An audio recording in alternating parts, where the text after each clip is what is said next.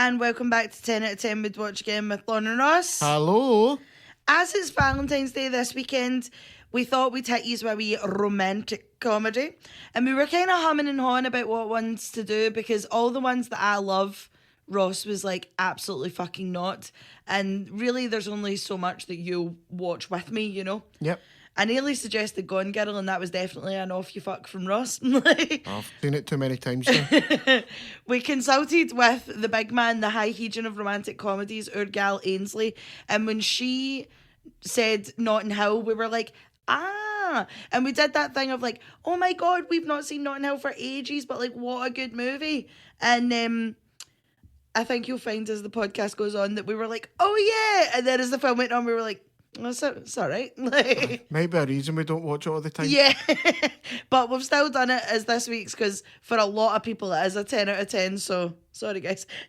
Anyway, Ross, take it away. Right, so it's released in May 1999, directed by Roger Mitchell, written by Richard Curtis, starring Julia Roberts, Hugh Grant, Hugh Bonneville, Emma Chambers, James Dreyfus, Rhys Ifans, Tim McKinnon, say that 3 times, Gina McKee, and a budget of $42 million and a box office of $364 million. 40 out of 10, 40 out of 10. Also, if yous are hearing purring and banging around, the cats cannot be shunned from the room, so they're clearly right into Notting Hill. Like, oh aye, they love it. This was a 10 out of 10 we'd watch again for the cats, so just in case. So general overview of the movie. A lowly bookkeeper who happens to live in Notting Hill falls in love with one of Hollywood's greatest stars, and basically we see how their story goes. I do have thoughts and opinions about the lowly bookkeeper trope, but we'll get to that in about 5 minutes. I'm scared to ask, why do you love this film? Do you love this film? Is this just we had to pick a romantic comedy, so we ran with it? I mean, it should be more directed at you. Why do you like this movie? Okay, so I do like this movie, but I think this kind of rom-com is my favourite. But like, see the Richard Curtis, British, the kind of bumbling awkwardness, it just, these are my favourite kinds. Like, as much as like there's a place in my heart for many, do you know what I mean? I like the period romances, I like the early 2000s ones, I love your classic late 80s, early 90s ones, but the Richard Curtis ones especially, it's that right British humour. And when I say British, I really do mean English, because it's just middle class English. Do you know what I mean? But there's something really charming about it. And with these movies, like, not a lot happens, but like, that's kind of the point, that not a lot happens. Do you know what I mean? It's just them getting on with things, and there's always like a group of pals that are all just as funny.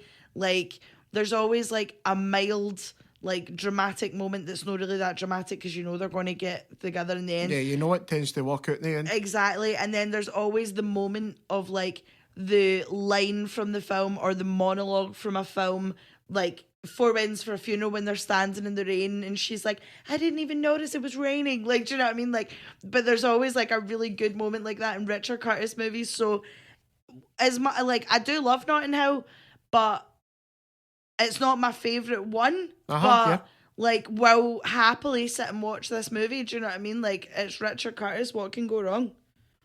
I would agree with everything you've said there. I mean, Richard Curtis does have a, like, you can tell when it's a Richard Curtis written movie. Totally. Or, like that, that's Love Actually. Like, that's just your, I mean, they kind of both follow the same style, if you will. Yeah, and I think that's why, and correct me if I'm wrong, because I do realise I'm speaking for you, is I think that's why you don't mind these ones, because there is the kind of like, there's more comedy in them, rather than like, I think a lot of the American ones are just kind of cringy, do you know what I mean? Whereas the British ones, there is that kind of daft humour to them.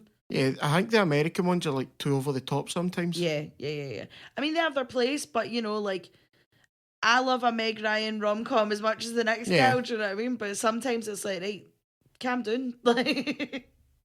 It's just such a far-fetched thing with American ones, and I mean, it is just stupid. Yeah. To the point of, like, it's so unrealistic. Yeah. I mean, this one is very unrealistic, like, let's be honest, but there's a touch of the realism in the British ones, though, do you know what I mean? And I don't know if it's just that, like, you know someone kind of like this, or you've been to a place that kind of looks like this, or something. But there is a kind of groundedness, is that a word? Yeah, they're more grounded in realism than the American ones anyway. Yes, that's what I was trying to say. You're so much more eloquent than me. Right, we'll dive into thoughts and opinions. Before we dive into like the normal plot of the movie, I just want like 5 minutes to talk about the cast. Obviously, this kind of got everybody at like the height of their powers. Like, I would say Hugh Grant's prime is like late 90s to early 2000s. Do you know what I mean? I would agree with that, aye. And like, obviously, Julia Roberts has never been more like of the moment as in the 90s. Do you know what I mean? Hugh Grant, I know a lot of people kind of love or hate him, but I just think he's so charming. Do you know what I mean? Like, I know he's a pure bumbling dick, but like, there's a lovely wee charm to him, and like, he's had quite the career, that's a fucking understatement, do you know what I mean? But, no, it's been massive. Yeah, his whole career, aye. No, totally. Like, obviously started off in your period dramas, your Shakespearean numbers. I think it was Emma he was in, or Persuasion, I can't remember. I have no idea. One of them. And then obviously kind of the thing that everyone takes the piss out of Hugh Grant for is that like bumbling idiot kind of thing, and Four Weddings, this, About a Boy, Bridget Jones, although Bridget Jones is a bit skeezier in, obviously Love Actually, and now I really love what Hugh Grant's doing now. Like, he's in his real like fuck it era, do you know what I mean? No, he does not care anymore. No, like, he's the Gentleman, I think, was the first time where it was like, what the fuck is Hugh Grant doing? Do you know what I mean? Yeah, he was unrecognisable in that. Totally. And then obviously he was in Glass Onion. Yeah. He's the Oompa Loompa and Wonka. And then the last one was that Heretic. Oh, he's fantastic in Heretic. I thought he was so good. Yeah. I mean, he's going to be in the new Bridget Jones, but the new Bridget Jones is dead to me because I cannot believe they killed off Mark Darcy. I'm not happy about it. Yeah, I think he must have been busy. Big Colin Firth. I seen he was doing some like Lockerbie TV show on ITV, and I'm like, you couldn't have said aye to Bridget Jones, my man. No. Probably didn't want to. Don't blame him. I think he's been in. I know. See, be honest, I've only seen the first one, but I think he's been in all three. I also think, see, as much as this is Julia Roberts, like in her moment, you know, like I think her moment was mostly like the kind of rise of like Pretty Women and all that.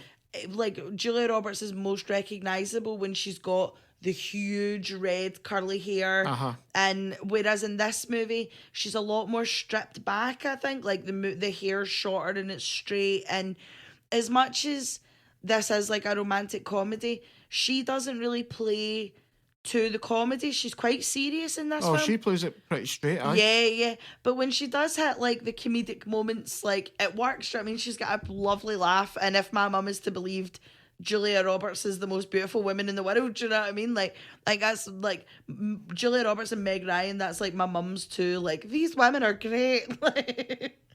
Julia Roberts is one I've not really. I mean, I've seen like Julia Roberts movies, but I've never really like paid attention to her career. Like, I've never bothered looking it up or anything. Yeah, she was mad though. Like, not mad, obviously, do what you want. She's fucking Julia Roberts. But there was also, like, behind every movie she did, there was always, like, drama because she was, like, a pure notorious, like, homewrecker. Like, and I think she was, like, was it Kiefer Sutherland she was engaged to?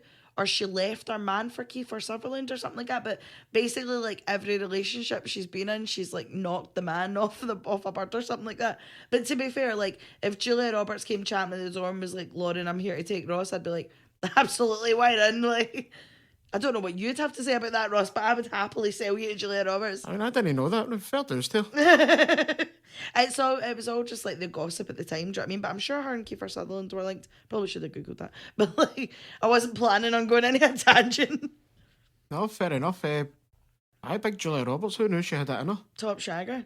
I also think like the B cast of this movie, and I say that in the nicest way possible, like all the pals and the family and stuff, they are such British that guys, do you know what I mean? Like, as soon as they all came on, they were like, oh, that's her from Vicar of Dibley, oh, that's him from Downton Abbey, oh, that's your man from 101 Dalmatians, do you know what I mean? Like, obviously, that's where we know them from. Obviously, in the 90s, they were their own thing, but like, they all are, like, obviously, Rhys Ifans as well, like, we've known him from most British things, but notably like the Spider-Man, Yeah, he was the Dr. Connors in the Sony Spider-Man Dr. ones. Connors, that's who it was. But like like even the B cast in this, they've all got beautiful chemistry together. Like Yeah. they all work really well. I mean, they've probably all been working with each other for years. Do you know what I mean? But it is funny watching this movie now. And it's like what you know them from, do you know what I mean? Whereas obviously before it was just like, oh, there they are, do you know what I mean? Yeah, the surprising thing is they've all went on to do well in America. Oh, aye. Like, they're all big in America. Yeah, and they all do like Paddington 4. But like, I'm never going to moan about the Paddington movies, Yeah. like their class. I mean, your man's in Gladiator 2 as well. Oh my God, That's him. so he is. So he is. That was the first thing I noticed. I assumed, fuck, that's the man for Gladiator 2. Big Denzel stealing his house. Aye, legend. So we'll just dive into like the plot and we'll dive in from there.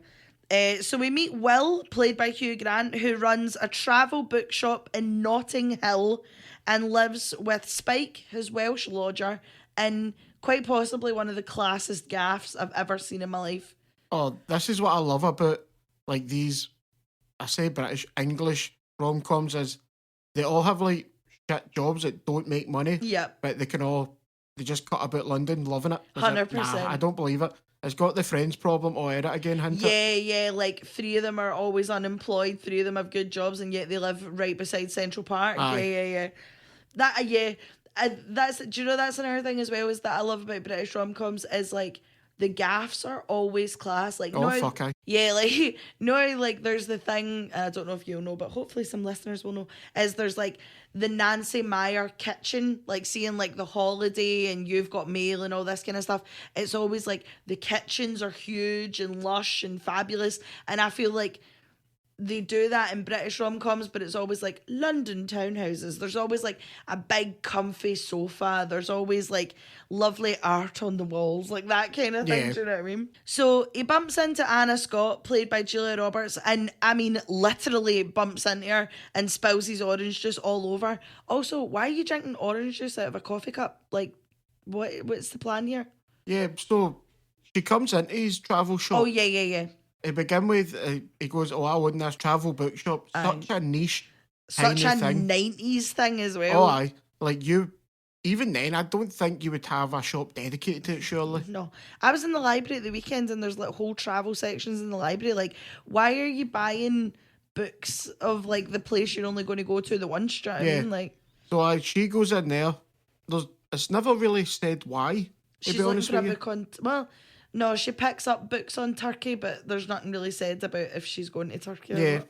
But then he kind of falls for her then, if you will. Oh, you would though. You would. Big saucy Julia Roberts. Aye, but she thinks he's all funny because he catches the guy who's from, is it Black Books? Yeah. Yeah. With the book down his trousers and all that. And she's like, tee hee hee. Like, but even then, it's like pure straight face and it's like, you should be in jail. Like when she signs an autograph and all that. Yeah. Aye, sorry, I skipped a bit. Thanks, Ross. Like, so then after that, he bumps into her and literally like spills orange juice all down her nice white crisp t-shirt. So he invites her over to his gaff to get her all cleaned up, and like he knows who she is, but he's trying to play it like super cool, which could never be me. Like, see if I spilled juice over like Sebastian Stan or something, you would never see me for dust. Like, I'd just be melted in the corner somewhere. I'm like, I'm so sorry. Like, and so like they have like the kind of usual Hugh Grant style bumbling exchange of like, do you want coffee, tea, apricots and honey? Like, shut up, mate. Who's got a jar of apricots and honey in their fridge? Yeah, that must be Spike's. Like, Aye. surely that's got to be Spike's. Yeah. We're getting into Spike in about 5 minutes because what a guy Spike is. So then they have the kind of wee exchange at the front door. He's like, oh, surreal but nice. And then she goes in for a nip. And he's like, glorious. If I never see you again, I've gave you a wee nip. I'm happy. So then, yeah, Big Reese Ifans as Spike is really the high point of the movie for me. Like, I love him so much. He's so funny. Anytime he walks on screen, you're smiling. Do you know what I mean? Yeah, he's the real proper humour in this. Aye. And he's so fucking out of pocket. That is brilliant. 100%. Even like at the start when he's going on the date and they have to, he's like showing off all these pure inappropriate t-shirts and all that. And then he's always walking about with his arse hanging out. Do you know what I mean? Like he's got like the tiniest, tightest tops and the jeans that barely cover his arse. And he's just so funny, man. Like just walking about with like his goggles on it, like scuba goggles on it. Like so fucking funny, man. Yeah, Rhys Ifans plays this very well. Yeah. Like, he looked like he had fun playing this role. role. 100%. Anyway, he doesn't take down the message that Anna's phoned, and Will is, like, going off his nut and trying to find her. Like, he knows she puts, like, cartoon characters in her name, but can't get through to her. And then finds her at the Ritz, and she invites him round for tea.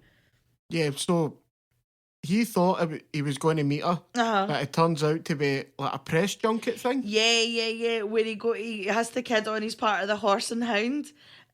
And he's like bought her these pure shite flimmers, and everyone's like, oh right, no bother. And he walks in and like the room's covered in these like fabulous like £300 bouquets, and he's like, oh, there's my £2 like yellow roses. It's that bit when he's like kidding on his Horse and Hound, and they're like, oh, you can ask her some questions, and he's like, so would your movie have more horses? And she's like, it's kind of difficult seeing as it's in space. It's so daft. Yeah, it's pretty much just them trying to sneak time together, if you will. Yeah, they keep being interrupted. Like, I think it's her manager, yeah. Yeah, and then he ends up having to, like, go around the other actors and talk about a movie he's, like, never seen. That bit's funny, see, when he goes right to the first guy, and he's like, you tell me your favourite part. He's like, I like space.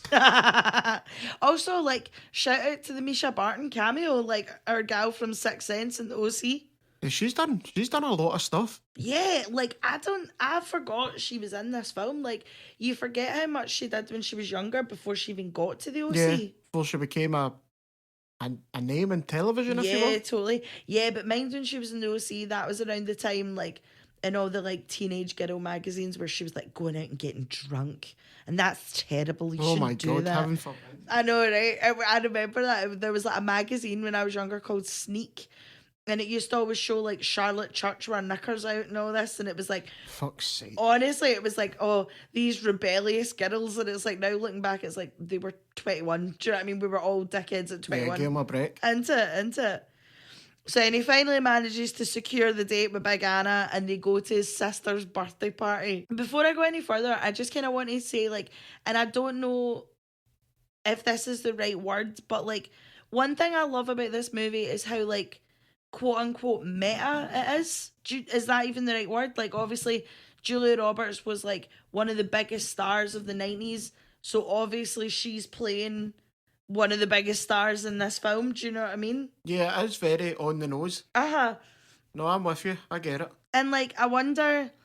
Like, obviously, she's going to have had a lot to draw from, cause, like, to play this, because she's like, I'm a box office selling actress, like, do you know what I mean? I mean, to be fair, from, like, the scripts and the posters you see of Anna Scott in this film, I think Julia Roberts makes better movies, do you know what I mean? Yeah, the little bits you see of her films look shit. They look really shite. Yeah. Like, even later on when they're doing the lines, and it's like she's in some mad submarine thing, and it's like, my gal, do you know what I mean? But I wonder if she had, like, I was looking it up and I couldn't find anything, but I wonder if she had anything to do with the script. Like, now when it's like, oh, she stays in hotel rooms under, like, cartoon names or something like that. I wonder if she was like, oh, I do this, or, oh, this needs to be done. I'm not saying Hugh Grant wasn't a huge star, but obviously you can buy Hugh Grant as, like, a middle-class book salesman, whereas Julia Roberts is fucking Julia Roberts, do you know what I mean? I mean, it'll either be something she does, or it's a known thing that, like, they go under aliases. Yeah. But it's like somebody's happens to be cartoon characters, so maybe like a person on the film's worked with somebody that's done it before. Like, I can imagine that'd be like a wee nod to somebody. 100%. Yeah, like there's some celebrity up the road being like, bastard, now I need to find new names. Yeah, aye. So anyway, they head to the sister's birthday party, and everyone is obviously, like, pure bedazzled by Anna. I think this is one of the more, like, comforting parts of the film. Like, when they're all just, again, class gaff, another fucking belter. And they're all just chatting shite and like getting along, and it's just lovely. And I think that's where you see that like more grounded realism, and I say realism in italics, do you know what I mean? Of Yeah. like, but like with the friend group, do you know what I mean? Because you do that, like if you meet up all your pals and you've not seen them for a while, and you just sit and moan about your work and Yeah, like aye. talk shite, and it's like, oh, my stuff's worse than your stuff. Like, do you know what I mean? The dinner scene is, it's one of those ones. It's the character. Some of the characters are very over the top, where some of them are very like what you would expect from a dinner scene. Yeah, his sister, your woman for Vicar of Dibley, Yeah. she always plays Oh, aye. that type of character. She's always like the frazzled, eccentric, Like quirky. kind of dotery. Aye, Yeah, but aye. my Dithery pain in the arse. aye.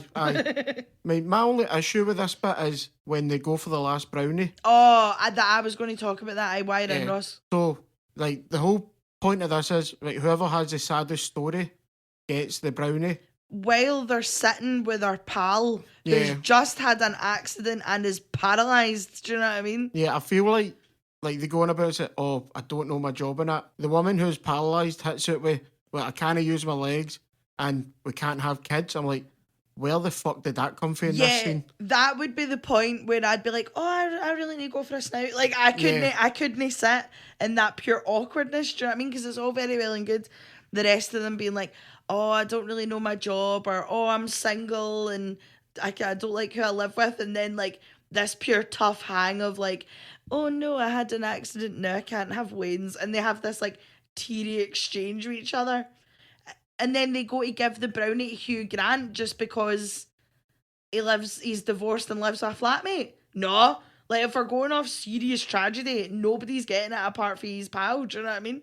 I just don't get, because within that happens to the character is that it doesn't go anywhere. No. Like, it really leads to nothing. Yeah. It's basically a whole setup for this scene. Yeah, I think, like, if they were to make it now, she'd, like, miraculously fall pregnant by the end of the film. Do you know what I mean? There would be, like, a moment where she's like, oh, you'll never guess. Do you know what I mean? No, I get you. It's just, watching it yesterday, it kind of threw me. Yeah. I was like, nah, that's a bit too much. Yeah, I do agree with you. And then I also feel like they follow it up with Julia Roberts being like, oh, I've been on a diet for 19 years and one of these days my looks will fade and they'll realise I'm a bad actress. And I'm like, what's more of a bastard? Like, not being stunning anymore or being paralysed and can't have wings? Do you know what I mean? Like, it just, that whole bit, like, is the start of it before the brownie bit is all like, oh, we're all pals, la la la. And then as soon as it gets to the brownie bit, it's like, oh, tough hang. Like, yes. I couldn't sit there. It's a real, like, kick in the groin moment. On it, yeah. And there's a few of them in this, like, and I think that's why this film, as much as I do like this movie, I wouldn't be like, this is my favourite rom-com ever, because this does have a lot more, like, kick in the gut, like, moments than, like, uplifting moments, if you know what I mean. Yeah, and they're just kind of inserted, like, randomly. Yeah. Like, it's just, that's the funny part about this, it's just, there's no point. Yeah. There was no point in having, like, first of all, I don't understand why she had to be, like, disabled. Yeah. Because the actress isn't disabled. Yeah. The story doesn't lead anywhere about her being disabled other than 2 points of it. Yeah. But it really, if she wasn't disabled, it wouldn't change this film.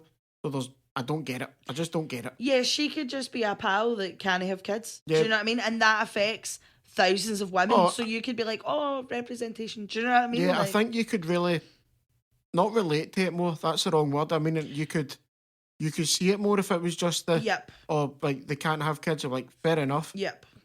Was People could relate to that though. Do you know what I mean? Oh, like that aye. would be something that like you could be watching, and it could be one of those things. Now they always talk about it of like, oh, if we put this in a film, this will like open the doors of conversation. Do you know what I mean? Yeah, that kind of vibe.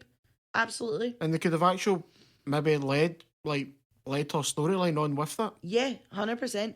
Apparently, the original cut of this movie was 3.5 hours long. Oh, fuck that. I know, and then they've cut it down to 2 hours. So I do wonder if parts of the Friends storylines were cut, because there are a lot of bits that like kind of stop and start. Like his sister turns around to Rhys Ifans at the end and is like, I'm thinking about getting engaged, and by the way, it's to you. And he's like, what? But like up until that point, you've not seen those characters like interact. No, you've not seen them at all. Like they've not really been in the same room. Like as far as up until that point in the film, Hugh Grant kind of gives off the like, fuck my roommate vibes. Do you know what I mean? Like you never see the roommate with his pals, and then by about halfway through the film, they're all just together. Do you know what I mean? Yeah, like at the beginning, you don't see him as a friend of his. It's just they a just lodger. live together. Aye. Yeah. Because you know that Spike isn't paying rent to him. Absolutely not. Absolutely not. What is he supposed to be? Like an artist or something like that? But you never see his art. It's only when the wee sister tells you that's what he does. Yeah, that's the only way you find out that A painter. A painter, but he does nothing to show that at all. Just cuts about in his scuds all Yes. day. I mean, I'm trying to think of something else he actually does in this movie, and there's nothing. No, you're totally right. He just cuts about being a gem, you know? Just being an absolute legend. 100%. So, like, after the world's most awkward, faux tragic moment, Anna and Will obviously leave, and this is where we cue Ross's favourite singer, Ronan Keating. Fuck off. Ronan Keating starts belting it out as they break into one of those private gardens and like sit on a bench and la la la, as you just hear big Ronan belting out in the background. You love Ronan Keating, Ross. What are you talking shite for? Don't get me started on Ronan Keating. On you go then. I've been through this many a time.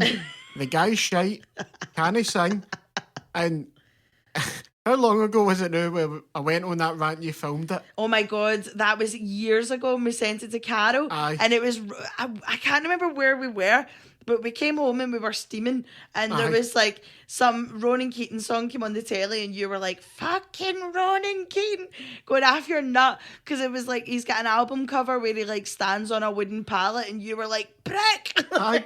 What's the point? Right. So then I sent this video to my sister Carol, and then Carol has bought Ross something Ronan Keating related like every year. For fucking years. It cracks me up every time. Like, Ronan Keating is a prick, but I've never met anyone who hates Ronan Keating as much as you do. Do you know the thing is? I don't know why I hate him. I just hate him. That's like me with Kirsten Dunst. Like, she's never done anything to me, but I would love to just have a square go. I mean, It would knock my teeth in, that's fine, but just as long as he knows that I hate him, that's enough. Fair. Ronan, if you're listening, you Fuck have off. no fans in this house. You're not wanted here, piss off. Although everyone in my work's been talking about that Boyzone documentary that's out there now, and apparently Ronan Keating does come off as a prick. It's Mickey the Brickey that everyone feels bad for. Oh, that's another thing. Oh, God. I'm getting out my theory now. Right, here we go. This has got fuck all to do with Notting Hill, fuck all to do with Ronan Keating, guys. If you look it up, and I'm pretty sure I'm 100% correct here, right. In every boy band there's a bricky. Aye, no, 100%. Because I've told many a people your theory, and they've all been like, "Oh my God, the fucking bricky." And if you don't know, if you're in a band and you don't know who the bricky is, you're the bricky. Yeah. Sorry to tell you. Here, listen, it is a theory that needs to be shared, Ross. Fucking true. We need to watch that Boyzone documentary because everybody's been fucking talking about it. We'll get a swatch. What? Fucking brickies, man. Fuck off, Ronan Keating. So they walk home from the private garden after Ronan Keating has sang "You Say It Best." Say it best. When you say nothing at all. That was quite good. Aye, bang on. So he pops back to Julia Roberts' room in the Ritz. And there is none other than Alec Baldwin standing there, who is supposed to be our current boyfriend, ex-boyfriend. There's not really a lot of explanation. Yeah, I think from my gathering of it, they're together, but she's kind of out of it. Yeah. And then he just comes to surprise visit her. Aye. But he's meant to be like this big superstar. And considering Alec Baldwin these days, I know it's. Yeah. I feel like now, like knowing Alec Baldwin now, whenever he pops up in things, you're like, "Ooh, jump scare!" Yeah. But Hugh Grant obviously has to pretend that he's room service, so that he doesn't start in. And then Alec Baldwin just stuffs a fat wad of cash into his hand, and I'm like, "You just got free money for like taking a bin out. Like, shut the fuck up. You're fine." Fuck it, aye. 100%. So then this is where we cue the sad walk. We cue the sad music. That How Do You Mend a Broken Heart song plays in the background as Hugh Grant. I thought I was going to say Hugh Jackman there. Hugh Grant. Fuck. That song would be even worse if Hugh Jackman was in it. As Hugh Grant walks through Notting Hill through the seasons to show us that a year has passed and he's still not been able to get over Julia Roberts. Meanwhile, she's fucked off at premieres, let her movies out and all that, but he just can't get over her, guys. He can't do it. His pals set him up on a string of like really shite dates, and like they also then wonder why he's not been able to get over her. Like, I'm sorry, if my pals hooked me up with a fruitarian who then told me that eating carrots is murder, you'd need to walk away, man. Yeah, this is bizarre because the guy who's in Gladiator, I forgot his name in this. Like, him and his girlfriend, who's the one in the wheelchair's kind of setting him up. They must, as you say, they must know these people. Yeah. Like, why would you set him up with her knowing she's a fruitarian? That's nothing against fruitarians. Like, if that's what you want to do it. But wire in. They basically slag people who aren't meat eaters in this. And it's a weird thing to die on. Yeah. Like, Julia Roberts gets a slagging for being a veggie and all that. Yeah. And it's like, all right, relax. This is the thing, though, and it's in a lot of rom-coms where there's, like, when they can't get over the one that got away, they, like, hook them up with all these absolute shanners. And it's like, your pals don't love you if they're hooking you up with these absolute riots. Yeah. Do you know what I mean? And it's weird to know that in these movies that they all have to be with somebody. Yeah. If you're not in a couple, you're not happy. Yeah. It's just pretty weird how... But they're all so desperate. Yeah. Like, to find love, and is that the only way you can be happy? It's the point of rom-coms, isn't it? Like, but then they all have that, like, moment where it's like, oh, you complete me. Like, do you know what I mean? Like, don't shit on the rom-coms from up high. Yes, we can be happy without love, but shut up, right? In the movie forms, we need the big, massive speech. We need the line. We need the, you had me at hello. Oh, no, I get that, but... I'm glad it was you. I'd like to see one... You want the rest of your life to start with someone else? I'd like to see... Oh, Joe! Sorry. I would like to see one where there's people who've actually got their shit together. Yeah. Like, straight off the bat, none of this. Oh, I'm a divorced person, I'm this, I'm that. And is it two normal guys, like, just, right, let's do it. I just walking away. Yeah. Like, I like you, you like me, sound. Let's go for there. What's wrong with that? Well, it's not exactly, like, dramatic enough for a film, is there? I mean, we've got people who can't have kids and can't walk in this. Is that no drama enough? There's no, I like you just as you are. Do you know what I mean? So while Hugh Grant has been on his, like, really depressing walk for the past year through the same bit, there's things splashed all over the tabloids that say that Anna's old saucy photos have been leaked. And she then arrives at Hugh Grant's door just like, hiya, I need somewhere to hide out. So basically she's came to Hugh Grant's gaff to hide out from the paps because when she was starting out her career, she took some saucy photos and now they've been leaked. So this then leads to a lovely wee montage, a lovely toasty wee montage of when they're practicing our lines, when they're talking about paintings, they're having a laugh about violin playing goats because they're just pure quirky, so they are. Talking about nudity clauses. I thought that bit was really funny when she's like talking about like Mel Gibson does his own ass work and all this, like, cracked me up. And then he is a gentleman and gives her his room like to sleep in, and then he does that like classic like tossing and turning of the couch of like, should I go up there? No, maybe not. Da-da-da. And then Big Spike comes down and Big Spike's like, are you gonna slip her one or will I? Like, it's just the shittest of part. It's so good. Oh, well, like he's never spoke to her before.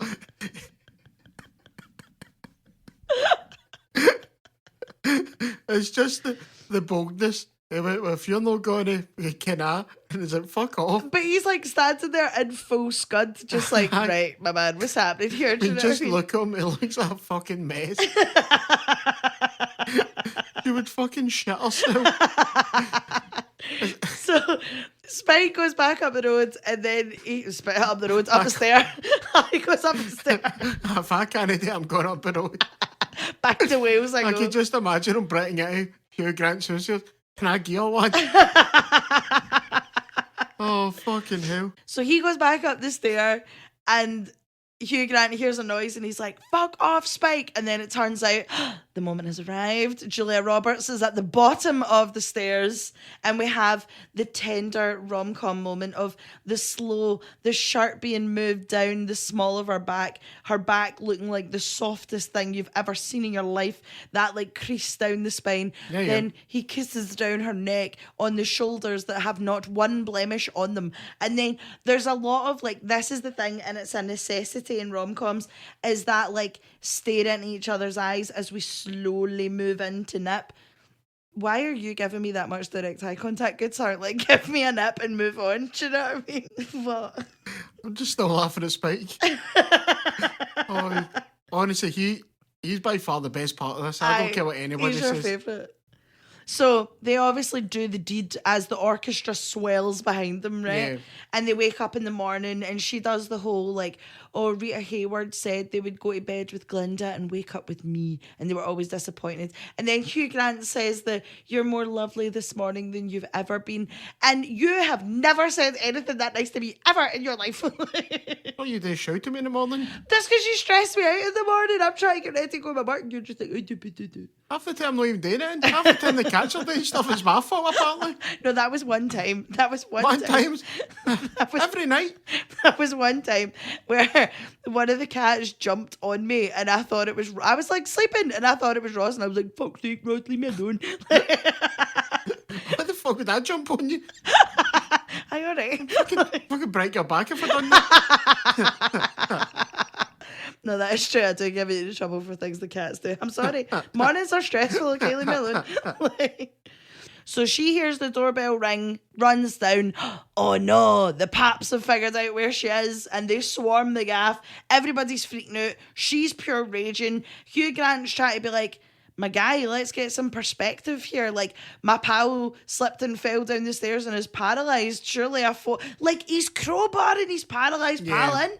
And then he's like, oh, this isn't really that deep. And she's like, no, this is something that they are going to like have on record forever. This is something I'll regret forever. Oh, kick to the balls. Oh, she can be a horrible bastard in this. She's so savage. Like, this is the thing of like, I understand it's Julia Roberts and I understand she's supposed to be like, but in the bits that she's charming, she's very charming. Yeah. But in the bits where she's cruel, bitch. Yeah. Even I felt that one, man. I was like, oh my God. Yeah, see, for a woman that's in this who's got like the world at her feet, like massive celebrity, making all sorts of money, like the self-pity is unreal. Mate, 100%. Cue another the second sad walking montage of the film. This time it's Ain't No Sunshine, as he walks through Notting Hill again through the seasons. So another year has gone by. And yet, all this time again, still not arsed, still can't get over her, still doesn't know what to do. So then his sister and Big Spike, who again, this is the first time you see them in a room together. Like, they both run into the bookshop. Yeah. Now, I understand, off camera, a lot of things can go down. This is the first time us as a viewer are even seeing that they speak to each other. Do you know what I mean? The first time you've seen Spike deal with any of his friends. Yeah, totally. So they run in. They find out that Anna is back in London. They've got her agent's phone number and they're like, she's on Hampstead Heath. Go, go, go, go, go. So he goes down and she's pure like, oh my God, you're here. And she's like, oh, can you wait for me? And then they do that thing. They do the miscommunication thing that just always works, man. That's like the one trope that just gets me every time. It's also really annoying, but works when it works. But I'll get onto that in about 5 minutes, right? Where he gets handed headphones, sits down, hears them talking about the scene, and then her co-star goes, oh, who's the guy? And she's like, oh, he's nobody, I don't know why he's here, da-da-da. So then Hugh Grant's like, fuck no, I look like an idiot, I'm away. And then you're pure like, what the fuck, Julia Roberts? Before we get into the end of the film, the miscommunication trope is in most rom-coms, like, and always is like they were almost at the same place at the same time. She misses like a letter by like a minute, like they'll miss the train or something like that. Or you've got things like Normal People, where the whole fucking thing is about the fact that these people can't have an adult conversation. That's it. It'd be fixed with just sitting down, maybe having a shit night arguing or just talking about it, but you would get it resolved. It's one and done. Do you know what I mean? And like, I think that's why the miscommunication trope is one of those like, ones. Do you know what I mean? Because everybody's done it. Like, everybody's had a moment where it's like, oh, we could have fixed that if we just said. Do you know what I mean? It's got to be one of the most common reasons people fight, split up, divorce, whatever. Absolutely, because nobody's just going to sit down and have a conversation. Like, that's the thing. I think that's why Normal People absolutely knocks you in the gut, because all they had to do at any point was just sit down and be like, so are we going out? So do I live here? So what's happening? Like, do you know what I mean? But they don't. They're too like awkward. But then I suppose when you're in your 20s, you're a bit of a dick and you're like, yeah, no, it's fine. Do whatever you want. Do you know what I mean? Yeah, I think it's obviously with that trope, as we've said, that people have experienced this, but it's also like if like, they don't have the conversation. But I think a lot of times is you probably don't want to. Yeah, like you might not. One of them might not be into it, and you just don't want to hear it. Yeah. So I can kind of understand why it happens, but it is a thing that's very overused. Yeah, no, it is overused, but I mean, it's a romance classic for a reason. Do you know what I mean? Like, aye. And like, if you go through all of the romance tropes, like, yes, they are in these movies over exaggerated, and yes, they are over the top, but you can go through like the list of tropes and be like, something like that happened to me one time, but on a like much lower scale than what you would see in the films, you know? Sorry, just wanted to crowbar Normal People in there, you know? I felt this. So then this is the moment, the iconic scene where she arrives at the bookshop and she's like, oh, I was going to go back to LA, but I just wanted to see if you wanted to fire in. And he's like, no, I don't think I would survive. Like, you're just too famous. There's too many photos of you everywhere. If we split up, I'll never get over it. And during the whole conversation, there's all these mad interruptions. You know what I mean? There's like the dickhead customer, and Hugh Grant's like, don't you dare fucking leave. And then like the wee guy, I can't remember his name, but he's in Gimme, Gimme, Gimme. Oh, yes. I cannot remember his name for the life of me. I think he's also in like 4 Weddings as well. And he like comes in, he's like, your mum's on the phone. And it's like, fuck off, mum. So he's like, there's all this. It's like a pure build up. And he's like, listen, you're just too famous. I wouldn't be able to go over it. And she says the bit where it's, but please remember, I'm just a girl standing in front of a boy asking him to love her. Here we go. Roll the fucking credits. I'm in. And I'm not being funny. See, if the movie had just ended there and we didn't get the happy ending, like, well, the cemented happy ending. Yeah. I'd have been quite happy with that, because that's that beautiful, like, oh, but did he? Oh, that was great. Like, do you know what I mean? Like, I think a lot of modern romance movies, and I say romance in italics because a lot of them like to end on like a depressing note of like the relationship that didn't quite work out, that kind of thing. But it's the same kind of thing of like when you watch Harry Met Sally and they get together at New Year, but you don't really see if they last. Yeah. Do you know what I mean? And all that kind of stuff. Whereas obviously after this moment, after this, like this is the iconic bit. This is the one that's on all the lists of like most romantic moments in movies. After this, you do then get the montage of like them getting married, him going to premieres and all this kind of thing. And as much as I'm like, that's lovely and I'm so glad this has all been tied up in a nice wee bow and that he's embracing her fame and they're enjoying sitting on the bench reading books to each other, which is in my fucking A, because I've got thoughts and opinions about that one bit. Like, it's neatly wrapped up and done, but I don't think we needed it. It does feel very tacked on of like where they've showed it to a test audience or something like that, and they've been like, no, we need to see what happens. Do you know what I mean? No, I've got you. The bit about this scene I like is it's probably the most sensible he is in the whole movie. Yeah. Is that always doubts in that he's actually finally like send them to her? Yep. Is it rather than just being like dragged along for all this, which he has been, and he's like, I don't know if I can do this. He's setting the boundaries, he's doing the things. Like, he has to be like, no, I'm actually looking out for myself here. Which it always, in all of these types of movies, it's always about just, as you said, like, the relationship itself. Yeah. I think, and I think this is the thing, is like, obviously, when you're younger watching these movies, see when you're in your teenage years to early 20s, it's like the whirlwind of the romance that's the appeal, if you know what I mean. It's all this, like, everything's super dramatic, and we've had our wee meet cute, and now we've done this, and now we're having dramatic arguments, and now we're back together, and blah blah blah blah blah. And it's like the start of this movie is like the whirlwind of them trying to see if they can work and going to do normal things as well as dipping into her famous thing and all this. It's all very that, but then this is the bit where when relationships get more serious, do you know what I mean? Of like, okay, we need to start having these serious conversations. We need to start putting in place our boundaries, what we want to do, what the future holds, blah, fucking blah. Do you know what I mean? Yeah, it's kind of when, like, the fairy tale's over. Yes. You actually have to... Not fairy tale, you're fucking buzzing to be with me, right? Aye. But it's good with, like, when you see other, like, rom-coms, even, like, The Graduate. Like Dustin Hoffman is at like the ending of that's famous. Like he runs to the chapel or like church, whatever. She runs away with him. Then they get in the bus. They're all smiling. Just sitting there. Yeah, they're all smiling. Then it starts getting into a like shit.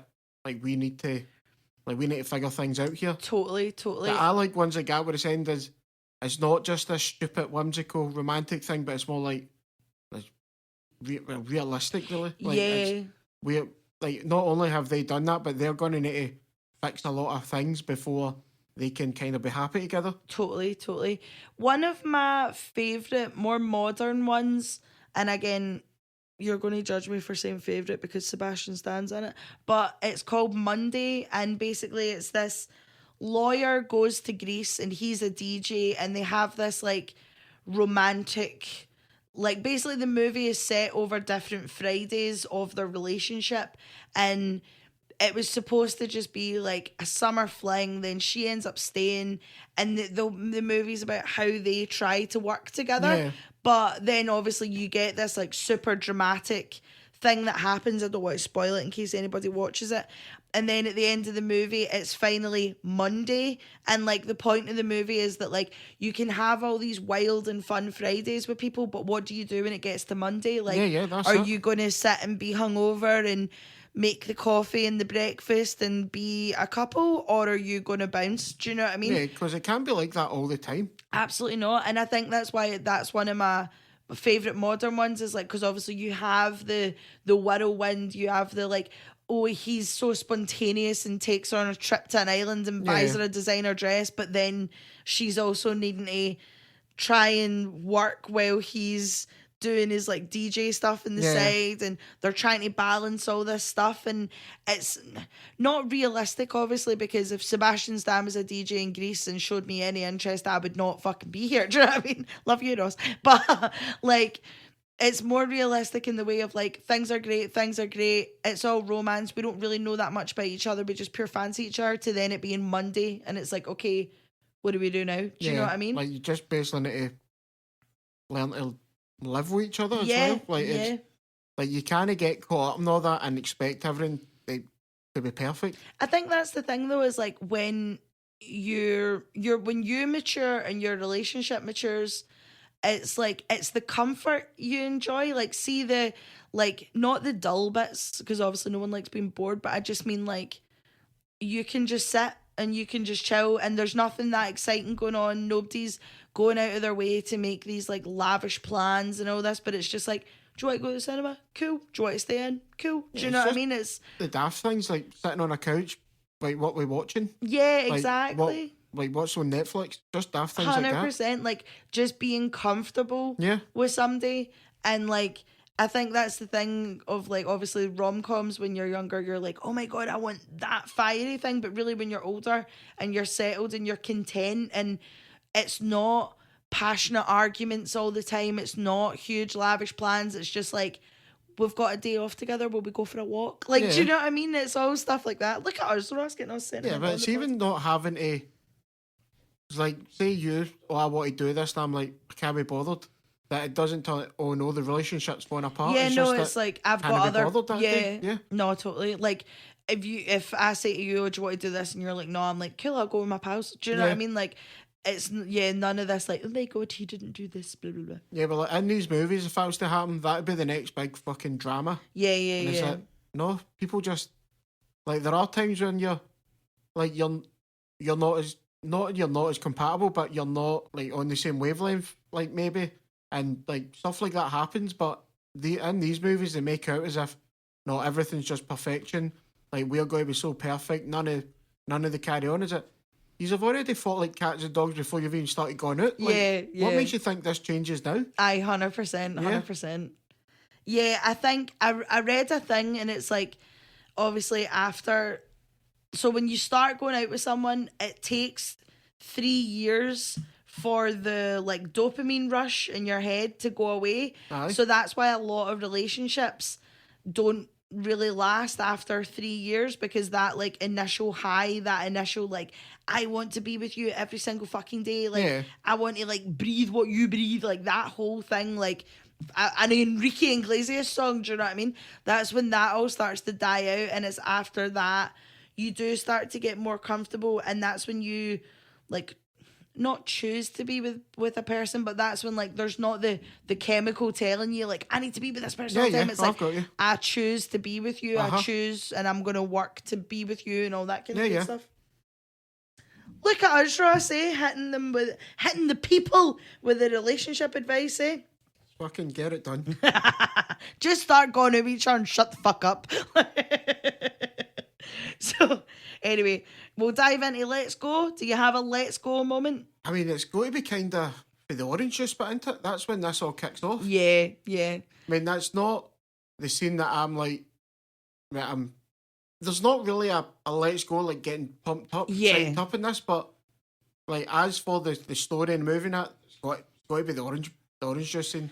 Yeah, of course, because if he doesn't bump into it, it's not a thing. But I've took it this week as just something that's like, right, this literally kicks off the movie. Yeah.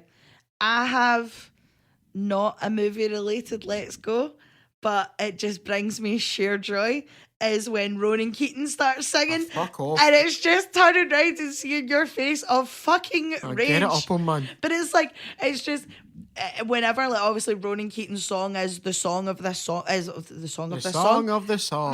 The song of the cloud. No. Woo! The song of the movie, which I always thought it was that If Tomorrow Never Comes, but apparently that's not. It's You Say It Best and You Say Nothing at All. Fair enough. What film was If Tomorrow Never Comes? No, apparently If Tomorrow Never Comes wasn't in a film. It's just a really sad song. Great. But you know how much I loved her. This is going to spark my old Ronan Keating love. You can fuck off. Do you know who loves Ronan Keating? Ainsley. You can fuck off and all. That's savage. But yeah, that's like my not movie related but kind of movie related Let's Go moment, is as soon as I hear Ronan Keating and I can just feel you go like. Do you have a favourite scene? I mean, bike coming down, kind of slipper one. Yeah. Like, that's just fucking class. Yeah. Mine's is when they're practicing her lines on the roof and like keeps fucking it up, but like from the script it sounds heavy shite, and he's like, oh, maybe do something else, but you know, this is fine. Like, one thing we forgot to mention actually. See when she's back in London and the guy for Gladiator, sorry I forgot his name again. Aye, your man. At the restaurant shows him the paper. Award-winning actress. She's won an Oscar. Aye, for the pish films that she's in. The little bit you see where it's like, it's either the one where they're at the art gallery. And do you know, spoiler alert for your information, the actor in that film is Matthew Modine. Papa! From Stranger Things. It's either that or the one in space. And they space! They both look shite, so I don't know what the fuck. Must have been a tough year, like 99 for the Oscars. 100%. 98, whatever it is. 100%. Aye, because this submarine movie doesn't really sound like it's going to be much better, does it? I don't imagine many submarine movies like doing well. Maybe it was The Hunt for Red October. Aye. Part 2. Right, I'll dive into some useless information. Aye, go for it. There isn't really a lot of useless information out there because basically they made this movie with the cast in mind. So this is all just kind of wee tidbits. So the house that Will lives in with the blue door once belonged to screenwriter Richard Curtis, Fair and enough. Adele used to live in the flat above the bookshop. Your Quality. woman, Big Notting Hill, big saucy Adele. living it up. During the dinner party, Anna Scott is asked how much she made on her last film, where she replies $15 million. This is actually how much she was paid in her role in Notting Hill. 15 Fucking million, hell, man. That's obscene, isn't it? Into it. Jesus Christ, man. Julia Roberts was the one and only choice for the female lead, even though Nicole Kidman and Sigourney Weaver allegedly auditioned for it. When she received the script, she said it was the best romantic comedy she'd ever read and cancelled projects to film it, but it didn't really say what projects she cancelled. So if we ever do another Julia Roberts movie and there's something due to scheduling conflicts, we know it's because of Notting Hill. Yeah, no, fair enough. Hugh Grant was also the first and only male choice, as he had worked with Richard Curtis before, and the director said that no one does Curtis quite like Hugh Grant. So if you want like a bumbling, like middle-class British idiot, Hugh Grant does it well. 100%. He's your man. Aye, your man. Your man. Omid Jalili plays the coffee shop cashier. He was filming The Mummy at the same studio. Nice. So on a visit into the set, just kind of jumped in for a small cameo. So the orange juice that he sells Hugh Grant is the orange juice that goes all over Julia Roberts. So really, if there was no Omid Jalili, there would be no film. Aye, cool. That's what he's the reason this movie exists. Good on him. Big Omid Jalili hits it again. This one I thought was so daft, right? This is the last one. The park bench that was used for filming, where they have their romantic first kiss, and then he reads our books on it, which I'll get to in A, is now located in East Perth in Western Australia. It was bought at an auction as a romantic gift. I'm going to do that whole bit again. The park bench, which was used for filming, is now located in East Perth in Western Australia. It was bought at auction as a romantic gift for a relationship that has since failed. It was then donated to the city and is now placed in a closed-off garden, much like the one in the film. So this bench has had like a pure full circle moment. Fair enough, aye. Who'd have thunk it? Good for the bench, I suppose. Living his best life in a garden in Australia.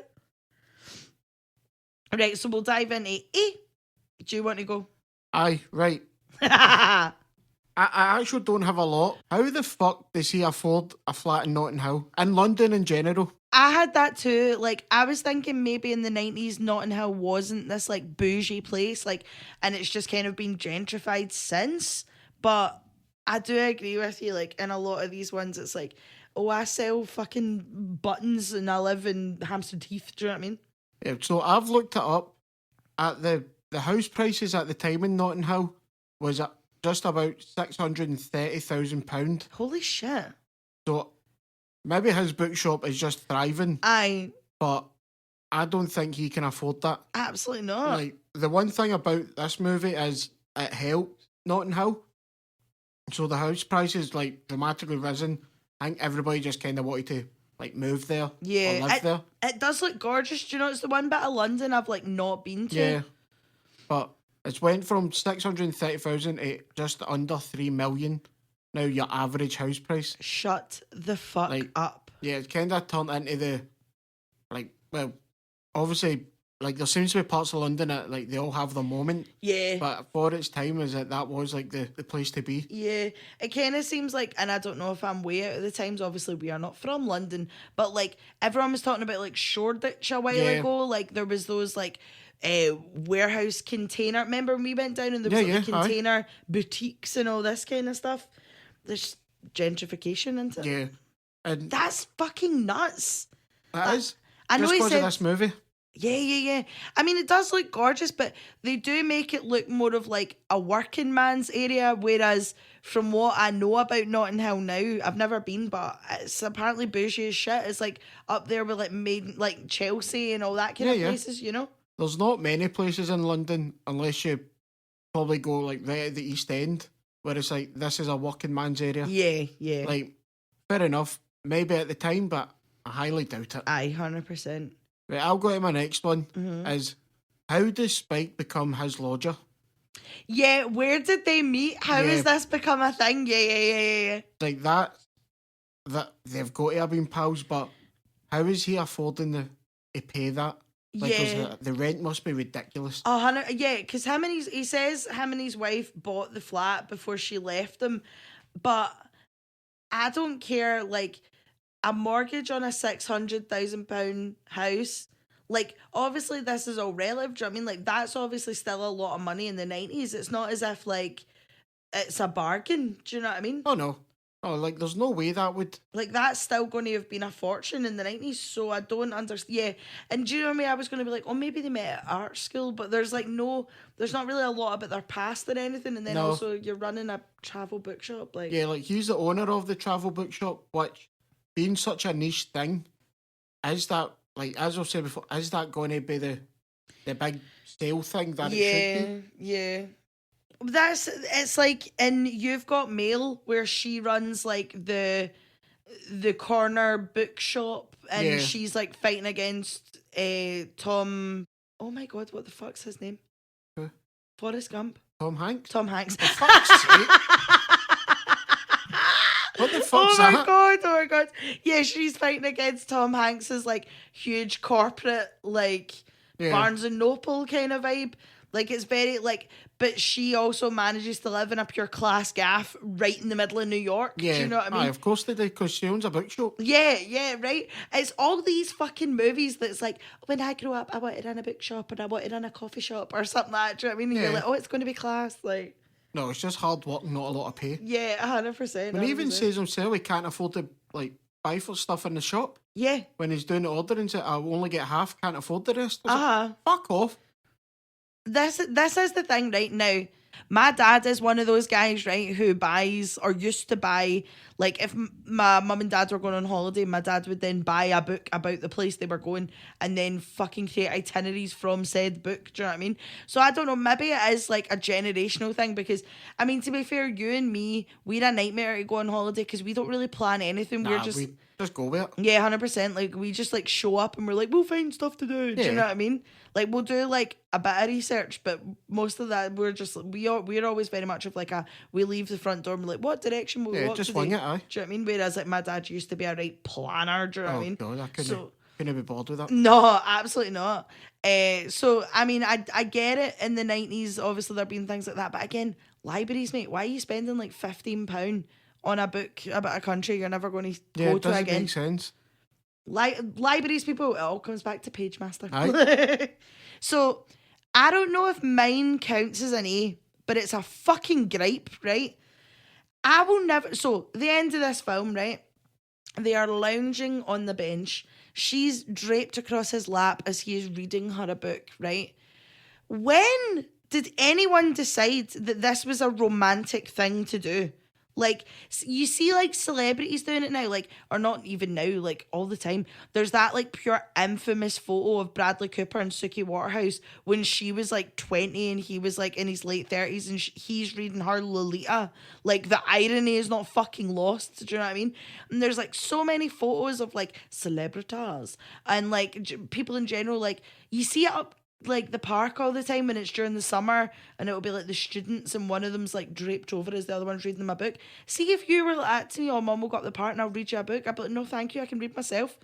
Just the stupid idea that, I've seen this, so it's romantic. No, isn't it? It's bullshit. You take your book and I'll take mine. Do you know what I mean? or like a lot of stuff you see in movies and that is that like, oh, that's dead romantic, then you try to say, no, this is so uncomfortable. Aye, gives me a pure ick. Oh, fuck, like, absolutely gives me an ick. Like, again, sorry if you have ever read a book to your spouse and it's worked out, but no, see if you were like, lay across my lap and let me read you this, plus you read really fucking slow as well, so I'd be like, You can't even read. fuck up!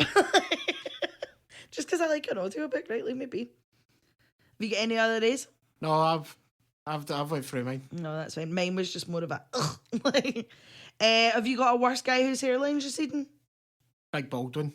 Yeah, I've got Baldwin too. Yeah. Like, what a prick. Like, in real life and in this film. Do you know what I mean? Who knew it would work out like that? But also, you know, thanks for like the free wad of cash, you know.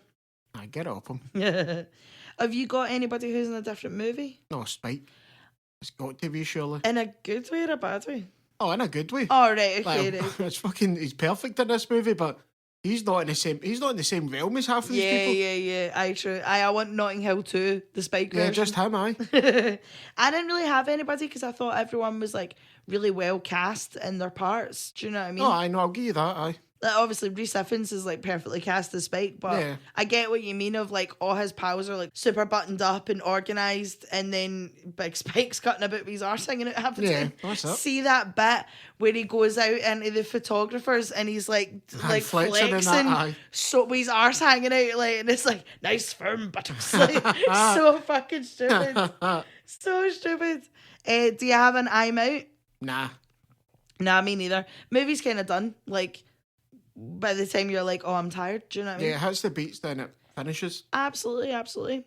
Well, thank you guys for listening this week. We hope you have a lovely Valentine's Day, however you celebrate.